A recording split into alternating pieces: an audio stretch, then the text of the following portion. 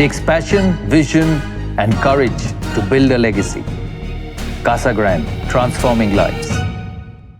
அவங்கள்ட்ட பேசினா ஏதாவது பிரச்சனை வந்துருமோன்னு பிரச்சனை வரட்டும். அவங்களுக்கு ஒரு நல்ல வரனை அமைச்சு கொடுத்தா அதுக்கப்புறம் தெரியும் அவங்களுக்கு. எனக்கு பிறந்த பசங்கள்கிட்ட வந்து நன்றியோடு இருக்கணும்னு நான் எதிர்பார்க்கல, கொஞ்சம் கன்சர்னோடு இருக்கலாம். தன்னை உணரக்கூடிய வாய்ப்புகளை வந்து ஏற்படுத்திக்கணும். ஏன்னா வாழ்க்கை நல்லா இருக்கணும்னா தன்னை மறந்து ஒரு வாழ்க்கை வாழ்ந்தால் அது ஒன்றும் பிரயோஜனமே கிடையாது.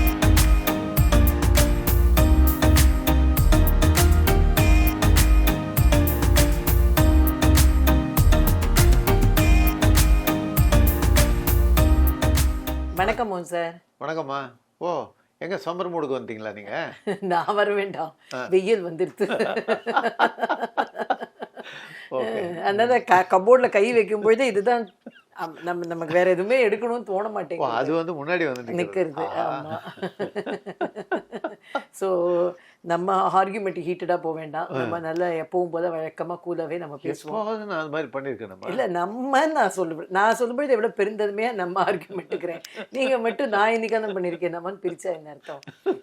லாஸ்ட் வீக் போட்டோம்ல ஒரு வீடியோ, அதாவது பாசத்துக்காக கையேந்தி நிற்காதீர்கள் பெற்றோர்களே அப்படின்னு போட்டோம். அதுக்கு வந்து ஒரு ரொம்ப பெரிய வரவேற்பு இருக்கு. அதுக்கு பெற்றோர்கள் மத்தியில இருக்கு. பசங்கள்ட்ட எல்லாம் கூட நான் கேட்டேன், இந்த நம்ம ஆஃபீஸில் ஒர்க் அவங்கள்ட்ட எல்லாம் கேட்டேன், இந்த வீடியோ பற்றி நீங்கள் என்ன நினைக்கிறீங்க அப்படின்னு நான் கேட்டேன். அவங்கெல்லாம் சொன்னாங்க, நாங்கள் எங்கே இருக்கோன்னு எங்களுக்கே தெரியல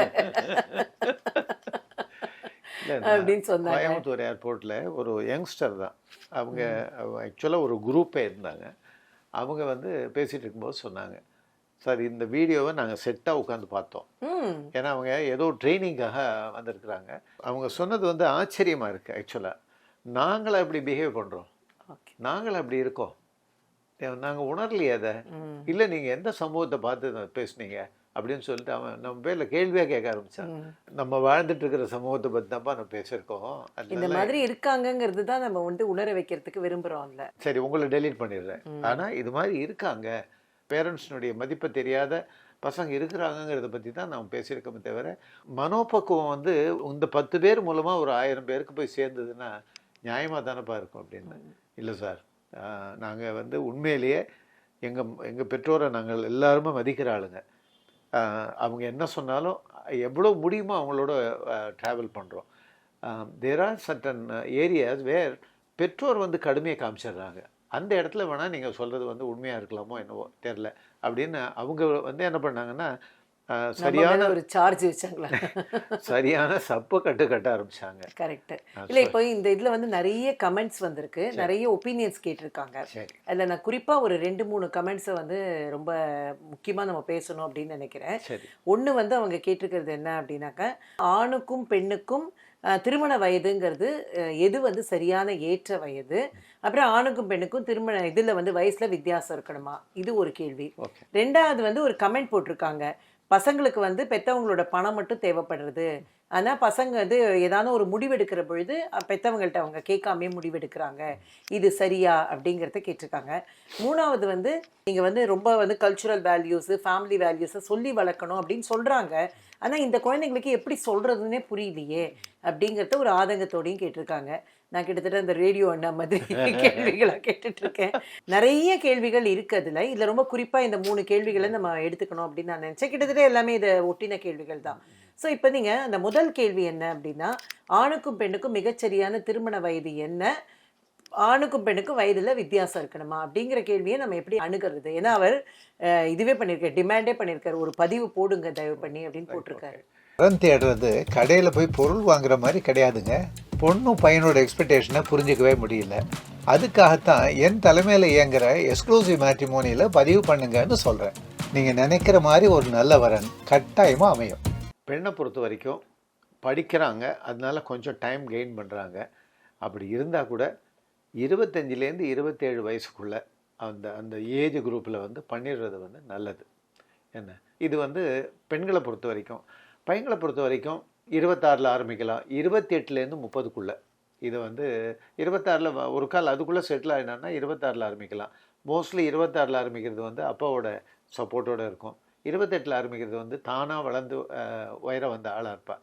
அது மாதிரி இருக்கும்போது பையங்களை பொறுத்த வரைக்கும் 30 கிராஸ் பண்ணாமல் பார்க்குறது வந்து ரொம்ப ரொம்ப ரொம்ப ரொம்ப அவசியம். அது இந்த பசங்க வந்து என்ன வேணால் காரணம் சொல்லட்டும், எனக்கு திருமணம் இப்போ கொஞ்சம் லேட் பண்ணலாம் அது இது, அன்லஸ் ஃபிசிக்கலாக ஏதாவது ஒரு ரீசன் இருந்தால் ஒழிய இதை ஒத்துக்காமல் அவங்களோடையே போய் உட்காந்து அவங்கள அப்படியே நம்ம வலைக்குள்ளே கொண்டு வந்து எப்படியாவது அந்த வயசுக்குள்ளே அந்த திருமணத்தை முடிக்கணுங்கிறதுல வந்து பெற்றோர் வந்து தயக்கம் காமிக்கவோ இல்லை அவங்கள்ட்ட பேசினா ஏதாவது பிரச்சனை வந்துடுமோன்னு, பிரச்சனை வரட்டும், அவங்களுக்கு ஒரு நல்ல வரனை அமைச்சு கொடுத்தா அதுக்கப்புறம் தெரியும் அவங்களுக்கு, சரி ரைட்டு அன்றைக்கெல்லாம் திட்டினாங்க அப்பா அம்மா, இன்றைக்கி வந்து நம்ம ஹாப்பியாக இருக்கோம் அப்படிங்கிற ஒன்று.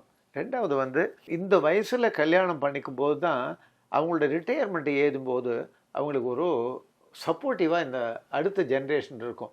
நீ வந்து பணத்தில் சப்போர்ட் பண்ணணும்னு அவசியம் இல்லை, நீ எங்கேயும் திண்டாடாமல் இருக்கேன்னு சொல்கிறது இட் செல்ஃப் இஸ், நான் இன்னும் 40 வயசில் வரேன்னு பார்த்துட்டு இருக்கேன்னு சொல்லாமல் இருக்கிறது இட் செல்ஃப் இஸ் ஒரு திண்டாட்டத்துலேருந்து வெளியில் வைக்கிறது. இது வந்து கல்யாணத்தை பொறுத்த வரைக்கும் நம்ம பார்க்குறது. திருமண வயசினுடைய வித்தியாசத்தை பற்றி சொன்னீங்க. வித்தியாசம் வந்து 2 to 3 இயர்ஸ் வந்து பசங்களும் கேட்குறாங்க, பெண்களும் அந்த அதுக்கு மேலே இருக்க வேண்டாம் அப்படின்னு சொல்கிறாங்க.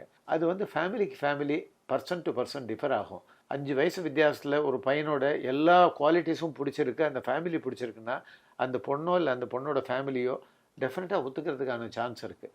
அதே சமயம் ஈக்குவல் ஏஜில் இந்த வருஷம் 2005 பிறந்த பொண்ணு அதே வருஷம் பையனும் பிறந்திருக்காங்கன்னா அந்த இடத்துல வந்து பண்ணி வைக்கிறதுல எந்த விதமான தயக்கமும் வேண்டாம்னு சொல்கிறோம். 1 வயசு வித்தியாசமாக இருக்கட்டும், 2 வயசு, காரணங்கள் சொல்லுங்கள் பார்க்கலாம், என்ன காரணம் நீங்கள் சொல்ல போகிறீங்க? எல்லாருக்கும் அறிவுங்கிறது வந்து ஸ்டாண்டர்ட் ஆகி போச்சு. முன்னாடி வந்து எப்படியாவது அந்த பெண்ணை வந்து ஒரு சின்ன அடக்குமுறையில் வச்சுக்கணுங்கிற ஒரு எண்ணம் இருந்தது, அதனால அந்த பெண் சின்னதாக இருக்கணுங்கிறத பற்றி யோசனை பண்ணணும். இப்போ அது அவசியம் இல்லை. என்ன பேரலல் திங்கிங் அது எல்லாமே. அண்ட் மோரோவர் உள்ளுக்குள்ளே வர பொண்ணு வந்து அந்த ஃபேமிலி டோட்டலாக கையில் எடுத்து ஆள ஆரம்பிக்கிறாள். அது மாதிரி இங்கேருந்து போகக்கூடிய மாப்பிள்ளை வந்து அந்த ஃபேமிலிக்கான எல்லா வசதிகளையும் செஞ்சு கொடுக்குற நிலையில் இருக்கிறான். மாமனாருக்கு உடம்பு முடியலன்னா தாம்பே உட்காந்து ஹாஸ்பிட்டலில் சர்வீஸ் பண்ணுற அளவுக்குலாம் பசங்க நல்ல பசங்களாக இருக்கிறாங்க. தலைக்கட்டுகள்லாம் கிடையாது. இப்போது சரி மாமா சொல்லணும், அத்தை சொல்லணும், இந்த மாதிரி எந்த விதமான கண்டிஷனுமே இல்லை. இப்போது they can decide on their own.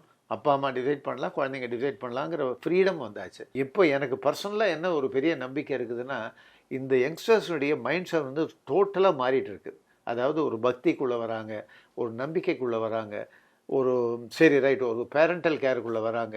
இது மாதிரி அவங்களோட மைண்ட் செட் வந்து உதிரியாக இருந்தவங்க வந்து இப்போ ஒரு நல்ல கோஆர்டினேஷனுக்குள்ளே வந்திருக்காங்க.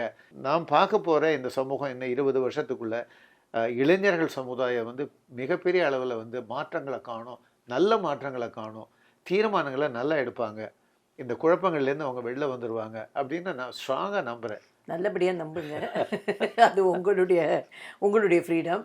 இன்னொரு கேள்வி, முக்கியமான கேள்வி அவங்க கேட்டது வந்து பணம். அதாவது பெற்றோரோட பணம் மட்டும் வேணும், ஆனால் அவங்க தலையீடே இருக்கக்கூடாது முடிவில்னு யோசிக்கிறாங்களே இந்த காலத்து பசங்க.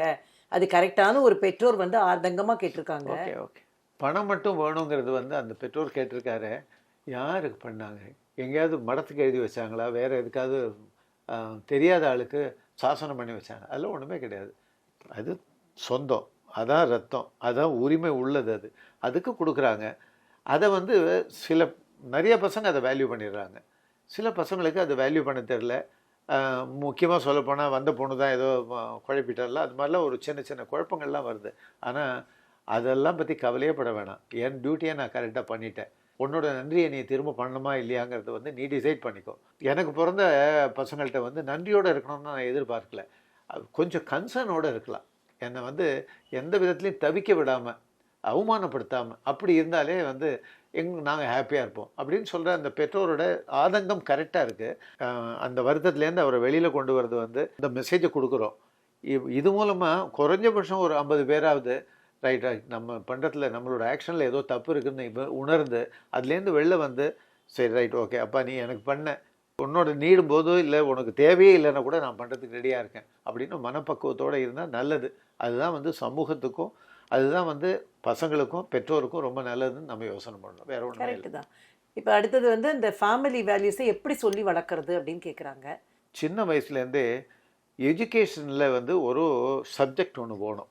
அதாவது இன்ஜினியரிங், இன்டெலிஜென்ஸ், அக்கௌண்ட்ஸில் வந்து சூப்பர்மேன், ஏரோஸ்பேஸ்க்கு போவான், இத்தனை படிப்பும் படிப்பான். ஆனால் ஒரே ஒரு சிம்பிளாக வந்து அன்பாக இருக்கிறது எப்படி, ஒய்ஃபை மேனேஜ் பண்ணுறது எப்படி, அம்மா அப்பாவோட எப்படி இருக்கணும், இதை கற்றுக் கொடுக்கறதுக்கான இன்ஸ்டியூஷன் இல்லை. இன்ஸ்டியூஷன் இருந்தால் கூட கற்றுக்கிறதுக்கான இன்ட்ரெஸ்ட் இல்லை. கேட்டால் எப்போ பார்த்தாலும் புக்கை வச்சு படித்தேன், லேப்டாப்பில் இருந்தேன்னு தான் சொல்கிறேனே தவிர, இந்த கருவிகள்லாம் என்னாச்சுன்னா இவன் அன்பை வந்து பிடுங்கிட்டு போயிடுச்சு. ஆக்சுவலாக ஒரு நாளைக்கு இத்தனை மணி நேரம் இல்லை 1 மணி நேரமாவது வந்து தன்னை உணரக்கூடிய வாய்ப்புகளை வந்து ஏற்படுத்திக்கணும். ஏன்னா வாழ்க்கை நல்லா இருக்கணும்னா தன்னை மறந்து ஒரு வாழ்க்கை வாழ்ந்தால் அது ஒன்றும் பிரயோஜனமே கிடையாது. எவ்வளவு இன்டெலிஜென்ட்டாக இருந்தாலும் சரி, எவ்வளோ படித்தாலும் சரி, எவ்வளோ சம்பாதிச்சாலும் சரி, அந்த எல்லாத்துக்கும் ஒரு மரியாதை கிடைக்கணும்னா மனுஷனாக இருக்கணும். ஆக்சுவலி அது ஒரு பாயிண்ட், அது ஒன்று தான்.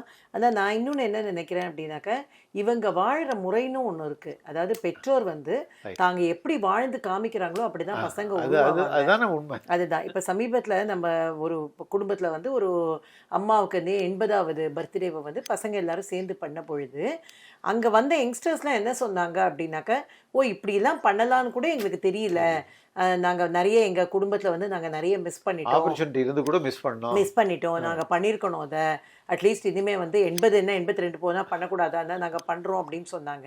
ஸோ அந்த மாதிரி வந்து வாழ்ந்து உதாரணமாக காமிச்சாதான் அது வந்து பசங்க மனசில் போய் இவங்க சண்டை போட்டுகிட்டே இருப்பாங்க, இவங்க ஃபேமிலி வேல்யூஸை மதிக்க மாட்டாங்க, இவங்க வந்து தங்க வீட்டுக்கு வர சிஸ்டர் பற்றி கமெண்ட் கொடுப்பாங்க. இப்படிலாம் இருந்தாக்கா வந்து பசங்க எப்படி மதிக்கும்? அதனால ஆஃபீஸை கம்ப்ளீட்டாக மண்டையில் சுமந்துக்கிட்டு வீட்டுக்குள்ளே நுழையும் போதே கடுமையாக நுழையிற கணவன், இல்லைன்னா பழக்க வழக்கங்களில் வித்தியாசமாக வீட்டுக்குள்ளே வரும்போதே தான் மனுஷனாவே இல்லாத உள்ளுக்குள்ள வரக்கூடிய ஆண், அதே மாதிரி தன் குடும்பத்தார் புகுந்த வீட்டு குடும்பத்தார வேற வேற மாதிரி பார்க்கக்கூடிய பெண்கள், இது எல்லாமே வந்து அதுதானே பார்த்து குழந்தைங்க வளர்றாங்க.